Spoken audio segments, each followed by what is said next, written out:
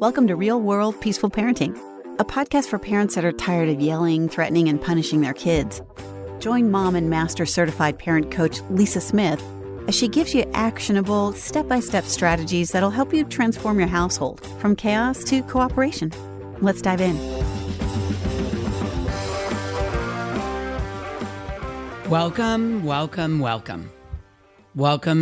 to today's episode. I am absolutely thrilled to be with you here today. And I want to start today's conversation with a question that might completely change how you think about getting cooperation from your kids. What if I told you that the secret to maximum cooperation isn't louder consequences, better rewards, or more creative punishments?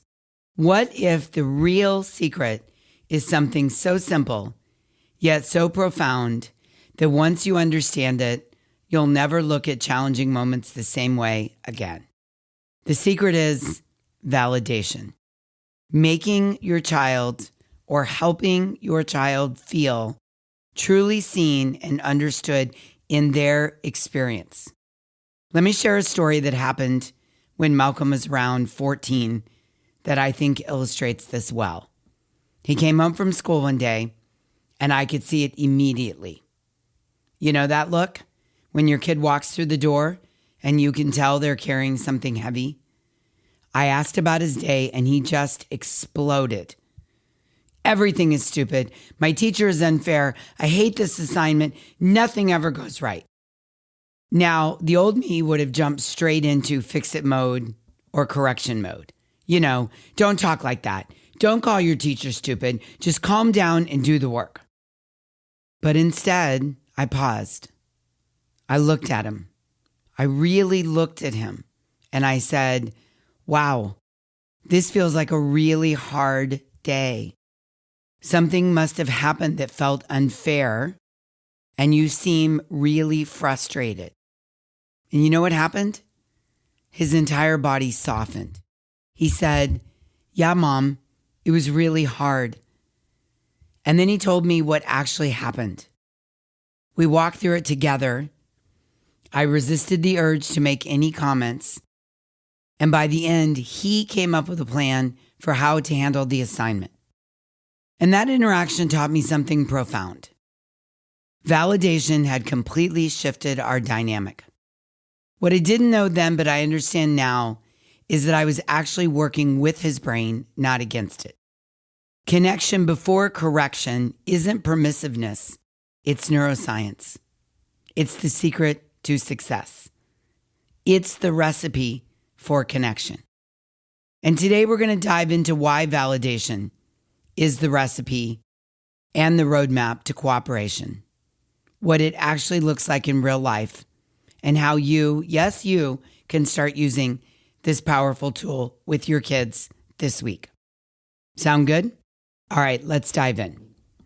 So let's start with what's happening in your child's brain when they feel seen versus when they feel threatened, because that's where the magic happens.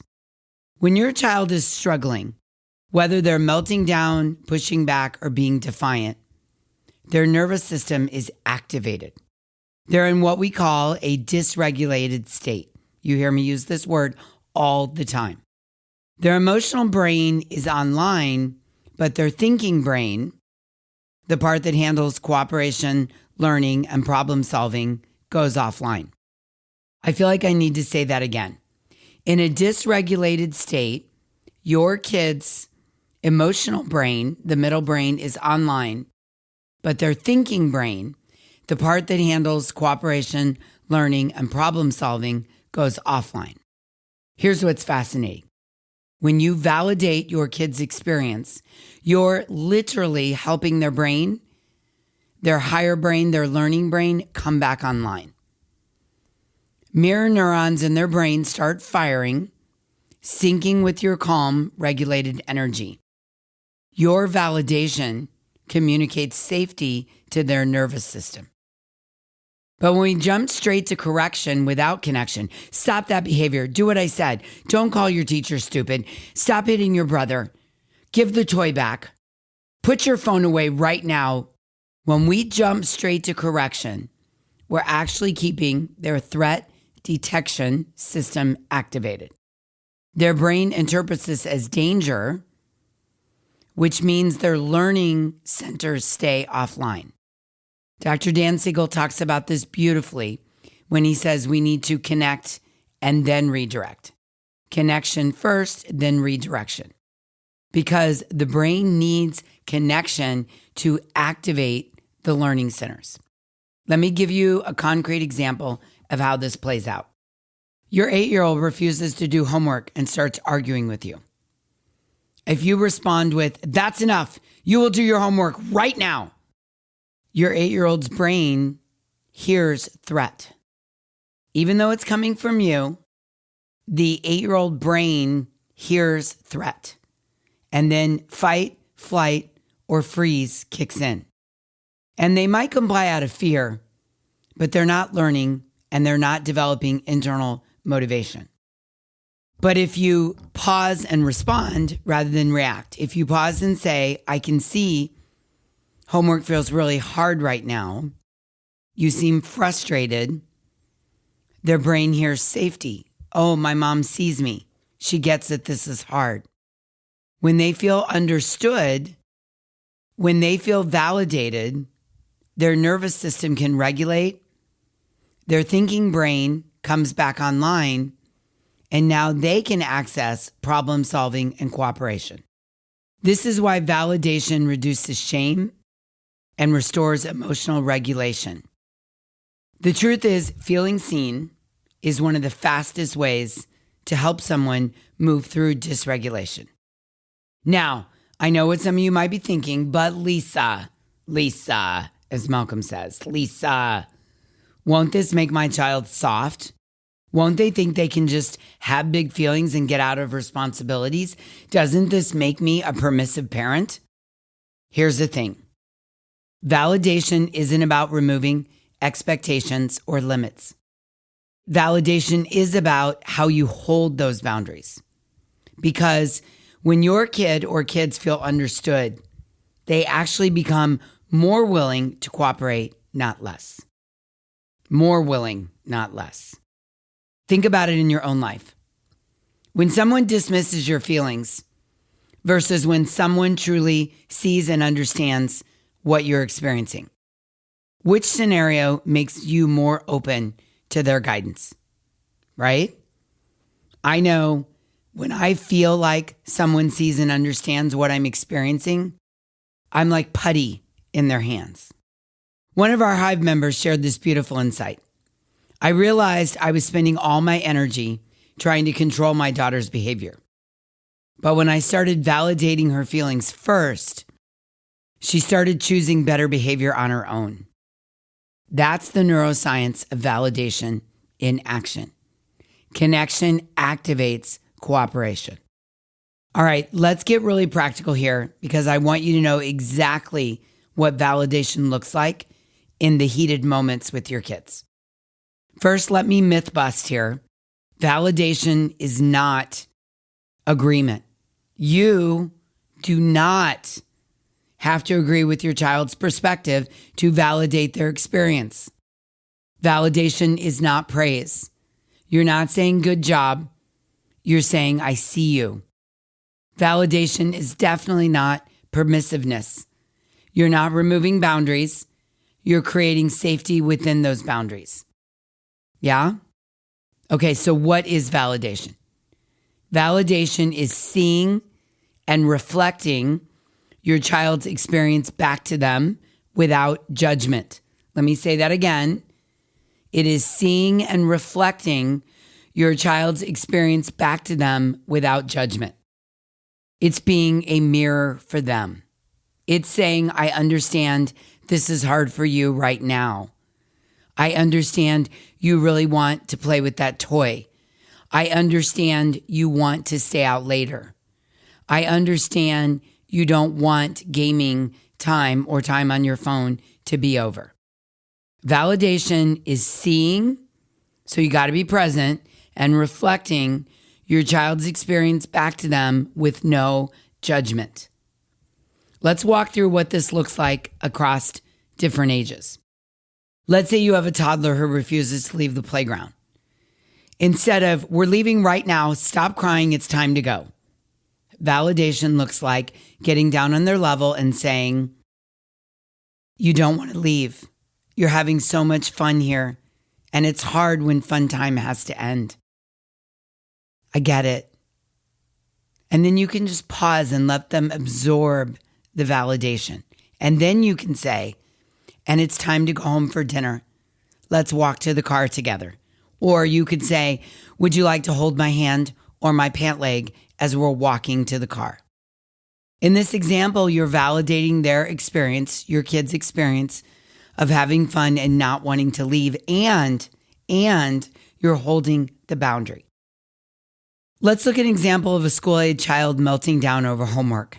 Instead of, just sit down and do it. Just power through and get it done. It's not that hard. Validation could sound like, I see that you're really frustrated that you have homework and that you're frustrated with the math. I can see that you're overwhelmed right now. Pause and let them really absorb that. And then you might say, would you like help figuring out how to make this more manageable? If you validated the front end, when you ask the question, would you like help making this more manageable? You're so much more likely to get a yes. Because they're feeling seen in their frustration and overwhelm with regard to the math homework. Yeah? All right, let's look at an example with a teenager pushing back on curfew. Why, Mom? Why? Instead of because I said so. You're not old enough to make these decisions. You could try, hey, I hear how frustrated you are about this curfew. I imagine you're feeling restricted and wanting more freedom. I get it. I totally get it. And really get that for them. And then you can add in, I've done my homework. This makes sense at your age, and this boundary is staying in place.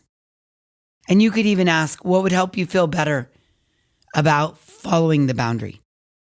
Notice the pattern. You're going to see your kid's experience, reflect it back to them like a mirror, give them a hot minute to absorb it, and then move to the problem solving or boundary holding. Those are the steps, and they work. I've worked with thousands of parents around the world on these steps, and they work. You've just got to work to implement them. Let me share a story from one of our Hive members that really illustrates this transformation so you can see what it looks like. Jennifer has a 10-year-old son who was having daily battles about screen time. I mean, come on, who isn't, right? Every day when it was time to turn off the devices, he would argue, negotiate, and sometimes have a complete meltdown. Jennifer was exhausted from the power struggles, and I'm sure you can relate. After joining the Hive and learning about validation, Jennifer tried a different approach. When screen time was over and her son started arguing, instead of getting into a power struggle, instead of getting into the battle, Jennifer would say, with the most sincere tone in her voice, I can see you really don't want screen time to be over. I can see that you were right in the middle of something fun, and I can see that it was disappointing to stop. And she would leave it there and just pause, seal her mouth shut, bite her tongue, and just really give him a moment to absorb the mirror. She said his whole demeanor started to change. He said, yeah, I was almost at the next level. So she responded, oh, that must be so frustrating. He said, yes, Mom, it was. I get it, buddy. I get it. And then she said, tomorrow, we can make sure you know when you have 10 minutes left so you can find a good stopping point. Now, here's what's crazy and might feel unbelievable to you if you've not been connecting before redirecting, if you've not been validating. I kid you not, within a week, screen time battles virtually disappeared. Same boundary, same amount of time on screens, but a completely different approach through validation, connection, and then correction. Jennifer says her 10-year-old feels seen and understood. And much to her surprise, cooperation became natural. This is the power of validation. Hopefully you're able to see this is not about being permissive. It's about creating connection that leads to cooperation. So now I want to give you a step-by-step roadmap that you, yes, you, can start using today. This is the exact process that transforms resistance into cooperation. So when your kid or kids are struggling at any age, resist the urge to immediately fix or correct. Take a breath and look at what's really, really happening with them. Come and be present and look at it from their point of view. What are they feeling? What might they be needing? This pause is crucial because it shifts you from reactive mode to responsive mode. And it helps you regulate so you can offer them co-regulation. So that's step one. Step one, pause and see their experience. Step two, reflect what you observe. Name what you see without judgment. I can see this is hard for you. You seem frustrated. It looks like you're feeling overwhelmed. You really wanted something different to happen. I get it. Keep it simple. You're not trying to fix. You're trying to be a mirror to their experience. Step three, stay present while they feel seen. Now, the truth is, this is where most of us get uncomfortable. We want to rush to step four. But step three is so important. And I've tried to point it out throughout today's episode. This is where we have to seal our mouth shut, hit mute, pause, count to 10, maybe 20, because it is uncomfortable for us, many of us. After we validate, we need to just sit with them for a moment. Just let it sink in. Their auditory processing system isn't fully developed until the age of 15 and is often much slower than ours. So when you pause, even when you're uncomfortable, and you let the validation soak in, you're letting your kid feel the relief of being understood. So I beg you, do not rush to the next step. Sometimes they'll cry when they feel validated. Sometimes they'll share more. Sometimes they'll take a deep breath. Sometimes they'll co-regulate with you. But do not rush through step three. Pause and trust the process. And only after they feel validated is that your green go card to move to step four, which is problem solving or reinforcing the boundaries, but only after the connection, only after they feel seen and their nervous system is regulated should you move to guidance, boundaries, or problem solving. This step four might sound like, now that I understand how frustrated you are, let's figure out what to do next.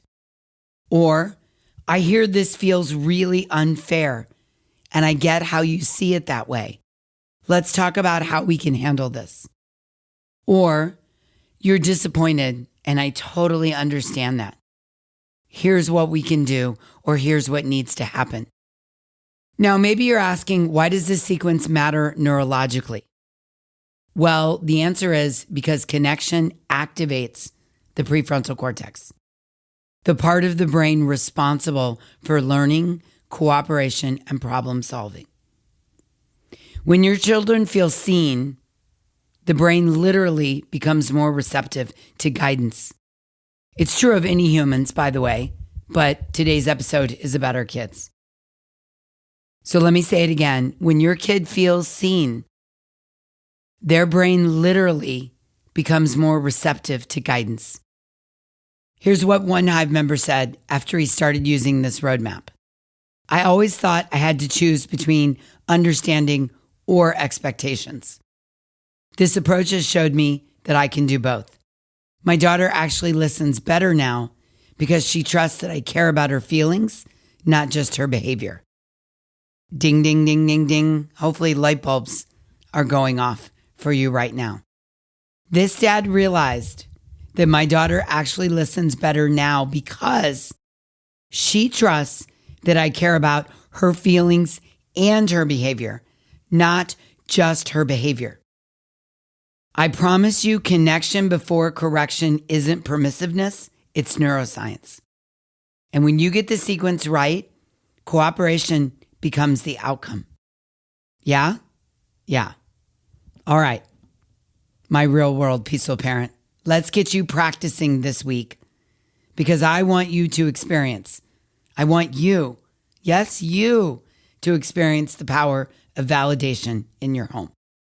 This week, I want you to practice validating one emotion or one experience your child has each day. It doesn't have to be during a meltdown. You can start with smaller moments. Maybe they're excited about something and you say, I can see how happy this makes you. Maybe they're disappointed about a plan changing. You can say, wow, you were really looking forward to that, weren't you? It's disappointing when things don't go as expected. Just keep it simple. Just practice seeing and reflecting their experience without trying to fix or change anything. And then homework assignment number 2, choose one recurring challenge in your home. Maybe it's bedtime resistance. Maybe it's homework battles or morning routines.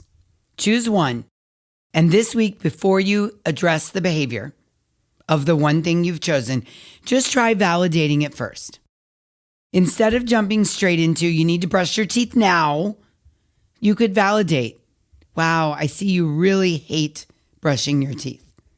Right? I mean, maybe the bristles hurt the teeth, or it's boring, or the toothpaste burns the mouth, or they don't really understand how to do it. So instead of jumping straight into, you need to brush your teeth now, you could even say something like, I can see you're not ready for bedtime yet. I can see that you want to keep playing. It's so hard to stop the day and go to bed. And you can let that just absorb. And you can say, it's time to get ready for bed. Let's brush teeth together. Maybe you bring your toothbrush in and you and your kid brush your teeth at the same time. But the real homework is to notice what happens. Does the resistance decrease? Do they cooperate more willingly? Part of the homework is to track your observations and their response. Now, what if validation doesn't work immediately, you're thinking? I've tried that before, Lisa. Yes, it might not work immediately. It's a great question. First, I want you to remember that validation is a skill for you and your kid. If they're used to battles and power struggles, it might take your kid a hot moment to trust this new approach and to adjust. Point number 2 is that validation isn't magic. It's not there to prevent all meltdowns or eliminate all resistance. But what will happen is it will create more connection and more cooperation over time. Because remember, when we validate, we're bringing that learning brain back online. And thirdly, sometimes children need to feel their big feelings before they can move to cooperation. And when we validate over and over and over again, what's happening is we're giving them permission to feel, which actually helps them move through their emotions faster. So if you're thinking at this point, Lisa, this sounds amazing, and I hear what you're saying, but I wouldn't even have the foggiest idea how to actually do this with the specific challenges that are coming up in my home. I have a unique situation. Well, I want you to hear this. I get it. I'm validating that you have a unique situation and you may not exactly know how to do this given your family dynamics. I totally get that. And that makes sense to me. And if this is you, I want to extend a personal invitation for you to join us in the Hive. It's inside the Hive where I can help you and coach you and teach you these tools. It's inside the hive where you can learn to create cooperation through validation with your unique family. You and I will practice these skills together, and we will work through the specific details of your family and the scenarios that trigger you. And while we're doing that, you're going to get support from a community of parents who are on the exact same journey with you. Because here's what I know. Every parent wants cooperation from their kids. But most of us were never taught how to create cooperation through connection. We default to dominance and control because that's what we learned growing up. We were forced into cooperation. We were not offered it through connection. And I get that. I grew up in that home too. So I had a lot of work to do on myself to be able to validate my kid, to pause and respond, to let his auditory system catch up, to learn how to mirror validation for him and invite the cooperation. I've done my own work on this over 21 years. So I know the process. I know how to take you through this process. Inside the hive, you'll learn exactly how to validate your kids' experiences while still holding clear boundaries. And I'll show you how to create the kind of safety that leads to cooperation. I'll help you build the confidence to respond and learn exactly how to respond instead of react during those challenging moments. So if you feel validated with this invitation, you feel like I really saw you today, I spoke to what's going on in your home, and I offered you, after validation, a way to get cooperation, I offered you a path to figuring this out, then I want you to run, not walk, run to thehivecoaching.com and get signed up. Come and join our community where you will feel validated, where you will feel connected, and where you will learn how to offer that connection and cooperation to your kids. Remember, validation is the roadmap to cooperation. When your kid feels truly seen and understood, their brain becomes receptive to your guidance. Connection before correction isn't permissiveness, it's neuroscience. And I'll leave you with this. Your kids don't need perfect behavior from you. They need validation from you. They need to know that even in their hardest moments, you see them, you matter to them. They need to know that even in their hardest moments, you see them and they matter to you. And that's the foundation of connection that lasts a lifetime. I want that for you, and I want that for your kids. Okay, until next time, I'm wishing you peaceful parenting. Thanks for listening to Real World Peaceful Parenting. If you want more info on how you can transform your parenting, visit thepeacefulparent.com. See you soon.